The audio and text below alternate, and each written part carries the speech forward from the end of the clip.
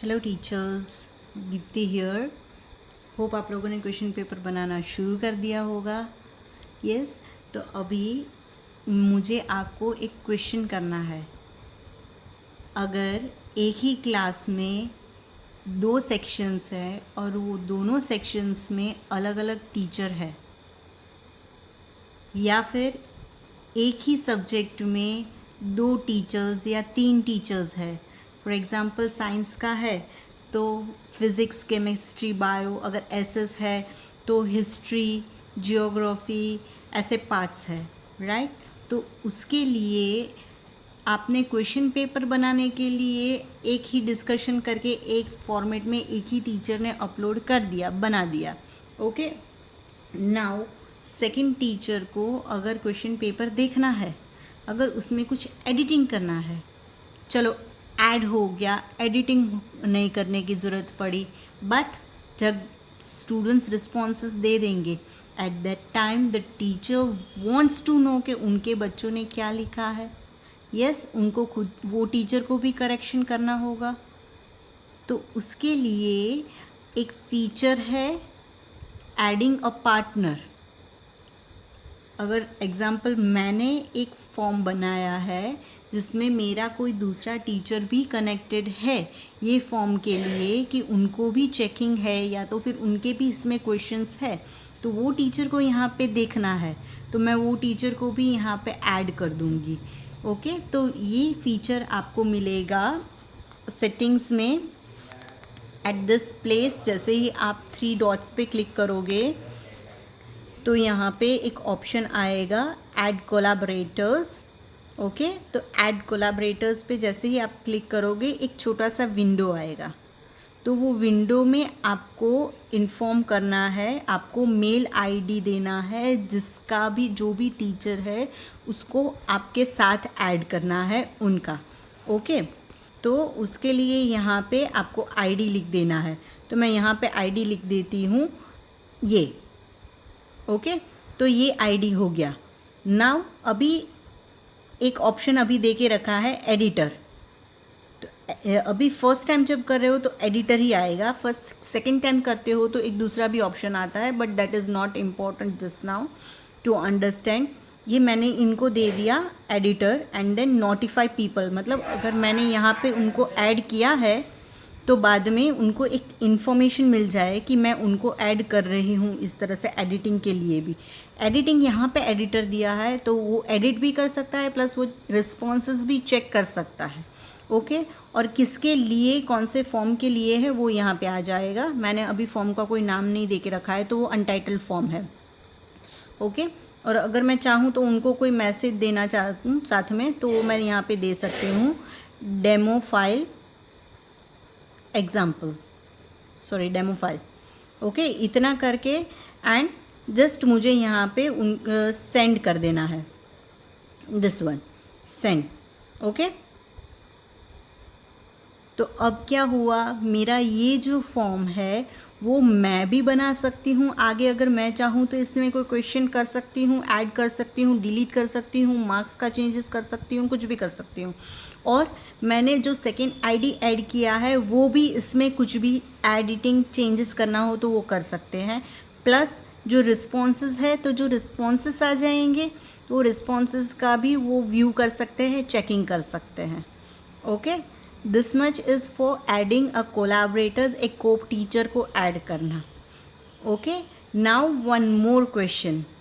अगर आपका पूरा गूगल फॉर्म राइटिंग में हुआ, I mean for example MCQs है, शॉर्ट आंसर्स है, ये सब है, बट अगर आपका फॉर्म जिसमें आप फाइल को अपलोड करवा रहे हो स्टूडेंट के पास से, तो PDF फाइल आपके पास आएगी, करेक्ट, क्योंकि हम PDF फाइल मंगवाने वाले हैं। तो अगर PDF फाइल अपलोड होती है तो उसके लिए वो PDF फाइल जो एडिटर है उनको नहीं देखने को मिलेगी, क्योंकि हमने सिर्फ उनको फॉर्म को अलाउ किया है, जो बच्चे रिस्पॉन्स भेजेंगे उसको अलाउ नहीं किया है, तो हमें उसको भी उनको अलाउ करना पड़ेगा। तो एक सिंपल सा आप वो टेक्निक है, जैसे ही मैंने पहले बोला था पहले के वीडियोज़ में कि आपको गूगल ड्राइव में जाना पड़ेगा, तो यहाँ से शॉर्टकट गूगल ड्राइव में जा सकते हो ओके, आपको सिर्फ ये याद रखना है कि आपका फॉर्म का नाम क्या था। ओके, और स्टूडेंट्स जब रिस्पॉन्सेस दे देंगे तो आपके फॉर्म के नाम से वो नाम और पीछे रिस्पॉन्सेस करके एक फ़ोल्डर आ जाएगा। जैसा ये फॉर्म में तो अभी किसी का रिस्पॉन्स नहीं आया है तो इसमें कुछ है नहीं, बट दूसरी एक फ़ाइल है जिसमें मेरा रिस्पॉन्सेस आ गया है, तो वो मैं आपको दिखा देती हूँ। जैसे ये फ़ाइल में रिस्पॉन्स आया हुआ है मेरा, तो मैं ये फ़ाइल में, तो मैं ये आपको ओपन करके दिखाती हूँ। ये फ़ाइल है जिसमें मेरे 2 क्वेश्चंस मैंने अपलोड करवाने के लिए दिए थे, तो ये 2 क्वेश्चंस के फ़ोल्डर्स अलग अलग बन गए। तो यहाँ पे सब स्टूडेंट्स के ये क्वेश्चन की फ़ाइल्स होगी, दूसरे में दूसरी फ़ाइल्स होगी, उस तरह से होगा। ओके, तो अभी आपको क्या करना है, सिर्फ यहाँ पे वो टीचर का आपको मेल आईडी यहाँ पे भी अलाउ करना पड़ेगा। अभी आपका गूगल ड्राइव में जो होता है वो प्राइवेट होता है, वो पब्लिक करना है फॉर पर्टिकुलर पर्सन। तो यहाँ से एक शॉर्टकट मैं बता देती हूँ, आप पहले डेस्कटॉप व्यू कर दो। यहाँ से आप डेस्कटॉप व्यू कर सकोगे आपके ब्राउज़र में से ही, आपके मोबाइल के ब्राउज़र में से ही। जैसे ही सेटिंग में जाओगे डेस्कटॉप साइट आ जाएगा। ओके, तो यहाँ पे क्लिक करूँगी तो ये डेस्कटॉप पे, मतलब आपके कंप्यूटर में कैसे आएगा वो दिखाई देगा। तो यहाँ से आप इजीली उसको प्राइवेसी अलग कर सकते हो। अभी जैसे यहाँ पे मेरा ये इमेज है, सॉरी मेरी ये फ़ाइल है डायरेक्टरी फ़ाइल ड्राइव की, तो यहाँ पे मेरे जो भी फ़ाइल होगा फ़ोल्डर वाइज आ जाएगा। जैसे ये फ़ोल्डर है, ओके, तो ये फ़ोल्डर को मैं जैसे ही यहाँ पे टच करूँगी,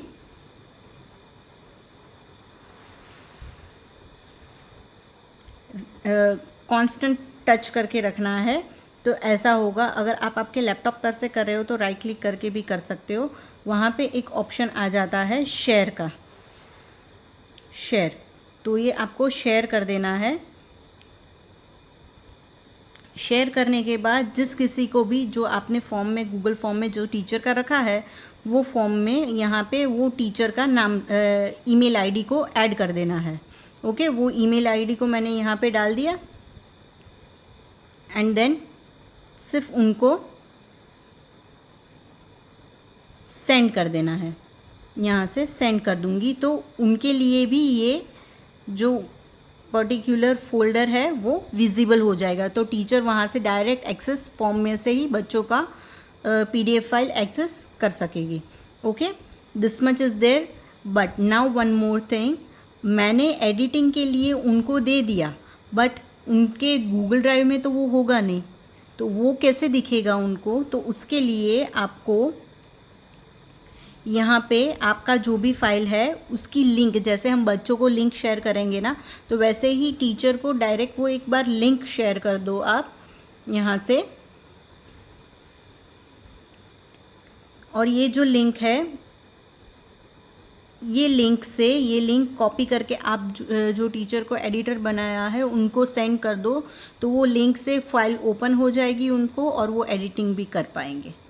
okay, thank you everyone and feel free to ask any types of the doubts.